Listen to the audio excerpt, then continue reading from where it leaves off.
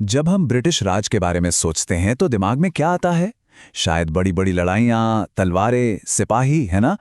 लेकिन क्या हो अगर मैं कहूँ कि भारत पर कब्जा करने का सबसे शक्तिशाली हथियार असल में कलम, स्याही और कागज था? जी हाँ, ये कहानी उन कानूनों की है जिन्होंने धीरे धीरे एक एक करके पूरे भारत को एक अदृश्य कानूनी जाल में फंसा लिया। तो सवाल ये उठता है कि आखिर ये हुआ कैसे।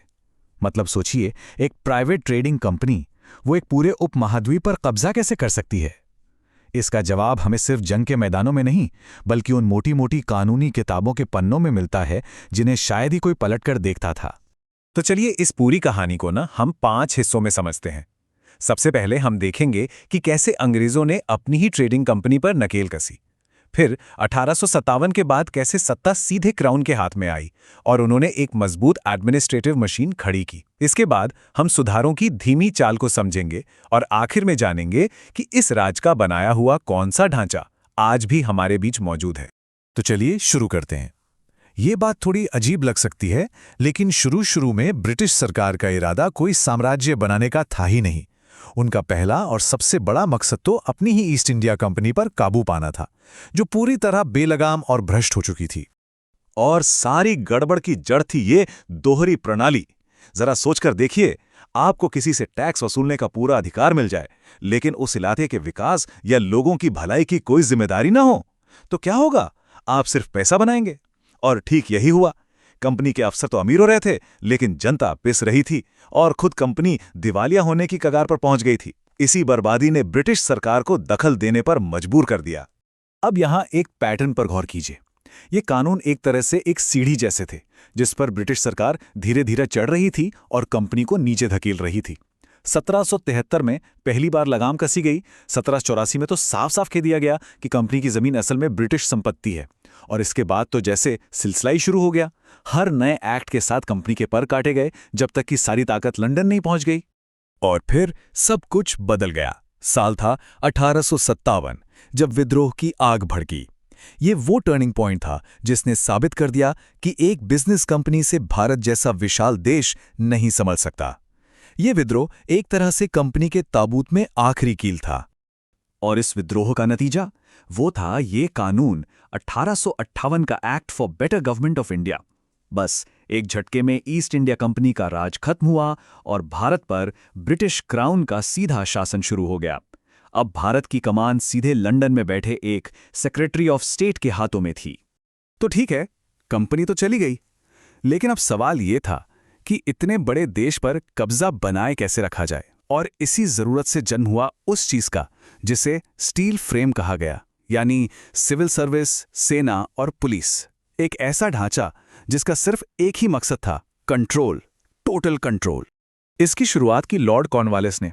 उसने कुछ चीजें तो ठीक की, जैसे सैलरी बढ़ाई ताकि करप्शन कम हो, प्राइवेट ट्रेड पर रोक लगा दी। लेकिन एक बहुत बड़ा लेकिन था। उसने एक ऐसा सिस्टम बनाया जहां सारी बड़ी और पावरफुल नौकरियां सिर्फ और सिर्फ यूरोपियों के लिए थीं। और इसके पीछे जो सोच थी वो सच में चौंकाने वाली है। ये देखिए, हिंदुस्तान का हर मूल निवासी भ्रष्ट है। ये सिर्फ कॉर्नवालिस के शब्द नहीं थे, ये पूरे ब्रिटिश राज की पॉलिसी की नींव बन गए। मतलब साफ था, भारतीयों पर भरोसा नहीं किया जा सकता, इसलिए उन्हें सत्ता और जिम्मेदारी से हर हाल में दूर रखो। अब बात करते हैं सेना की।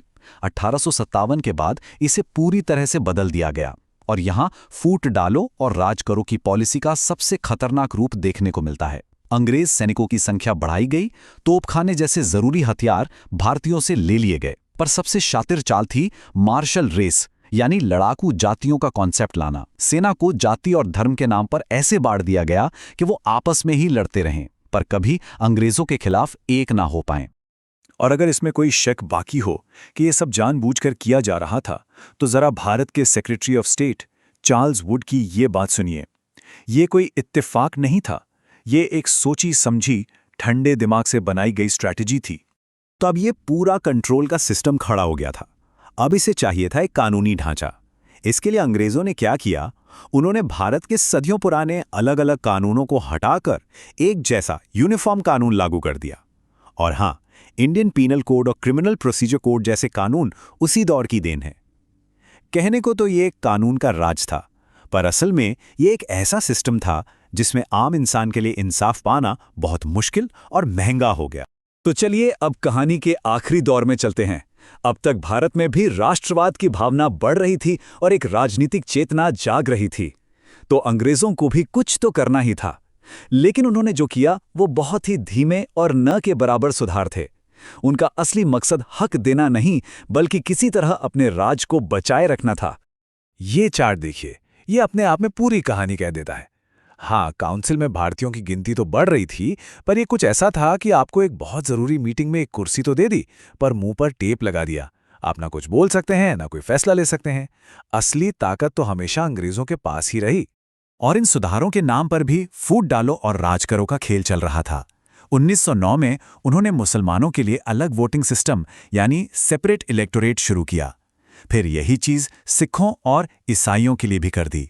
ये एक ऐसा राजनीतिक दांव था जिसने भारतीय समाज में जो खाई पैदा की वो शायद आज तक पूरी तरह से नहीं भर पाई है। अब जरा आज़ादी से कुछ ही साल पहले के सबसे बड़े कानून 1935 के एक्ट पर नजर डालते हैं। इसमें वोट देने का हक किसे मिला? सिर्फ 10% लोगों को। जी हां, 90% आबादी को तो वोट देने का अधिकार ही नहीं था। ये एक तरह से लोकतंत्र का मजाक ही था, जहां 10 में से 9 लोगों की आवाज की कोई कीमत नहीं थी। तो सवाल ये उठता है कि 200 साल में अंग्रेजों ने जो ये पूरा ढांचा खड़ा किया, उसका हुआ क्या? क्या वो उनके जाने के साथ ही खत्म हो गया? जवाब है बिल्कुल नहीं। इसकी जड़ें इतनी गहरी थीं कि इनका असर आज भी हम पर है। तो इस पूरी बातचीत का निचोड़ क्या है? वो ये है कि अंग्रेजों ने एक बहुत ताकतवर सेंट्रलाइज्ड मशीन बनाई थी, और इस मशीन का हर एक पुर्जा, चाहे वो सिविल सर्विस हो, पुलिस हो या फिर कानून, वो लोगों की भलाई के लिए नहीं बल्कि उन पर कंट्रोल रखने के लिए डिजाइन किया गया था। और यहीं से आज का सबसे बड़ा सवाल खड़ा होता है। ये जो औपनिवेशिक डीएनए था, इसके कानून, इसकी पुलिस, इसका सरकारी सिस्टम, क्या आज़ादी के बाद हम इसे पूरी तरह से बदल पाए, या इसका कितना हिस्सा आज भी हमारे सिस्टम में, हमारी रगों में दौड़ रहा है?